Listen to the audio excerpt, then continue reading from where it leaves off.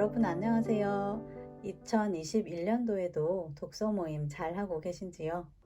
오늘은 독서 모임에서 책을 만들고 싶다는 분들을 위해 독서 모임 책 만드는 법을 준비했습니다. 독서 모임을 하다 보면 회원들과 나눈 이야기나 함께 읽은 책을 기록하고 싶다는 욕심이 생기는데요. 기록의 방법으로 가장 근사한 것이 책을 만드는 것이라고 생각합니다. 책 만드는 게 부담으로 느껴지는 분들도 계실 거예요.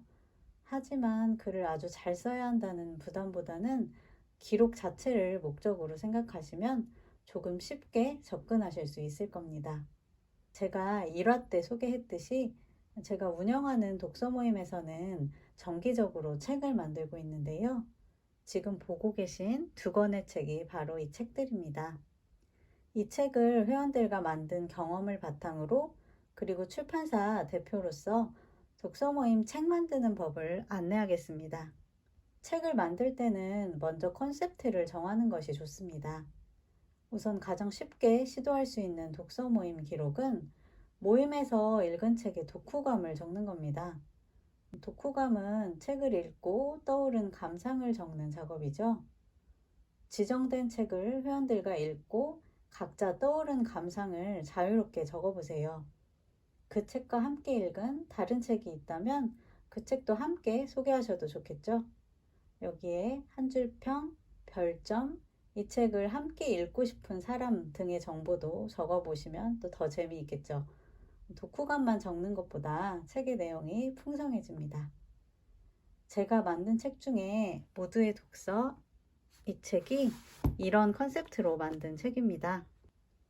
4명의 회원이 독서 모임에서 읽은 책에 대한 독후감을 각자 정리했고 또 각자 읽은 책도 소개한 독서 에세이입니다. 이 책을 만들 때 저는 다른 일을 하는 분들의 다양한 독서 경험을 전하고 싶었습니다. 그래서 4명의 저자가 하는 일을 드러내면서 기자의 독서, 북 코디네이터의 독서, 교사의 독서, PD의 독서라는 제목을 만들었고 각자 하는 일, 일하면서 만난 책 역시 소개하는 내용으로 구성을 했습니다. 두 번째 컨셉트는 독서 모임에서 나눈 감상을 적는 겁니다. 앞서 소개한 독후감을 적는 것보다는 조금 더 어려운 작업인데요. 왜냐하면 독서 모임 현장에서 나눈 이야기나 분위기를 기억해서 글을 써야 하거든요. 시간이 지나면 기억이 희미해지니까 빠른 시간 내에 기록하는 것이 좋겠죠? 무엇보다 신경을 써야 하는 것은 독서 모임 회원들의 발언을 바탕으로 내 의견을 적는 작업이기 때문에 이것이 조금 조심스럽다는 겁니다. 내가 받아들인 상대의 말을 글로 표현했을 때 해당하는 회원은 다른 의미였다고 생각하실 수도 있으니까요.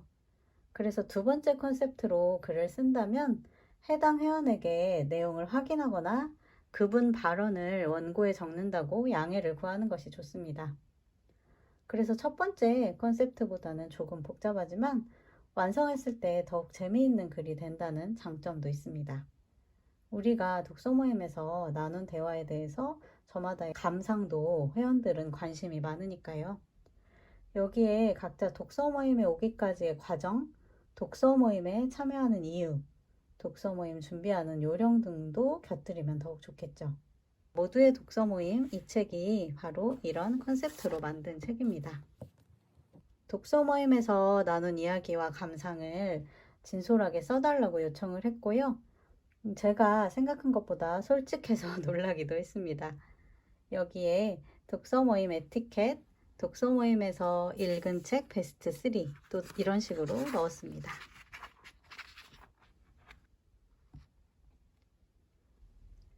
세 번째 컨셉트는 독서 모임을 하면서 실제로 우리가 어떻게 바뀌었고 어떤 시도들을 하는지 소개하는 내용입니다. 이것은 독서 모임 초심자보다는 어느 정도 독서 모임 경험이 쌓여 다양한 시도를 하는 모임에서 만들 수 있습니다. 저는 세 번째 컨셉트로 5분의 회원과 세 번째 독서 모임 책을 만들고 있는데요. 모두가 독서 모임을 통해서 다양한 경험을 하고 일상을 조금씩 바꾸고 있는 분들입니다. 하나의 책에서 많은 독서 모임을 운영하는 회원이 있고 하나의 책 독서 모임을 시작으로 글쓰기 강좌 수강, 합평, 모임 등을 거쳐서 브런치 작가로 활동하는 회원도 있습니다. 독서 모임의 경험을 자신의 작은 사업에 적용한 회원도 있고요. 이런 콘셉트의 책은 독서 모임을 통해 할 수 있는 다양한 작업을 소개하기 때문에 소소한 변화를 꿈꾸는 분들에게 도움이 되겠죠. 우리가 왜 계속 책을 함께 읽는지, 책을 읽으면서 어떤 시도를 하는지, 어떤 미래를 꿈꾸는지 등의 이야기를 담은 책이니까 다른 독서 모임에도 유용하기를 바라고 있습니다. 3월 정도에 출간되니까 그때 많은 관심 부탁드립니다. 마지막 컨셉트는 여러분의 모임 노하우를 정리하는 겁니다. 지금 보여드리는 제가 쓴 독서 모임 꾸리는 법이 바로 이런 컨셉트의 책인데요. 예를 들어 많은 회원이 책을 완독하지 않았을 때, 결석이 많아 한두 명과 독서 모임을 할 때, 선정된 책이 너무 어려울 때, 이런 경험 등에 대한 다양한 의견을 회원들이 저마다 정리하는 겁니다. 여러분만의 독서 모임 팁이 가득한 책이 되겠죠. 이렇게 책의 컨셉트를 중심으로 독서 모임 책 만드는 방법을 말씀드렸습니다. 책의 방향만 확실하게 정하면 이미 절반은 시작하신 겁니다. 컨셉트를 정하셨다면 책 만들기 열정이 만렙인 회원을 모아서 어서 글을 써보세요. 회원 전원과 하기가 힘들다면 꼭 하고 싶다는 세네 분과 하셔도 괜찮습니다.